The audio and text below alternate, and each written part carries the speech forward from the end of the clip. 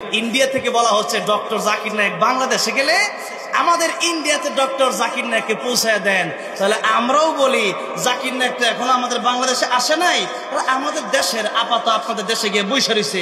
আপনারা একটু জাকির নায়েককে ফিরে দেওয়ার আগে আপনারা একটু আমাদের আপাকে ফিরে দেন। এখন ডক্টর জাকির নায়েক আসবে, বাংলাদেশের উলামায়ে কেরাম, বাংলাদেশের জনগণ ডিসিশন নিয়েছে।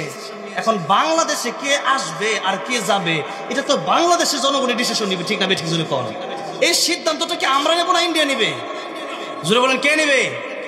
আমাদের দেশে যা হবে, আমাদের দেশের ভিতরে কোন স্কলার আসবে আর কে যাবে এই ডিসিশন আমরা নেব, এটা ইন্ডিয়া নিতে পারবে না।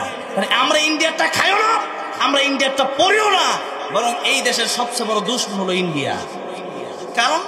কারণ হচ্ছে এই দেশে আমাদের বন্ধু বন্ধু করতে করতে এই হাসিনা সবচেয়ে কষ্ট দিচ্ছে এই বাংলাদেশের আলেমদেরকে।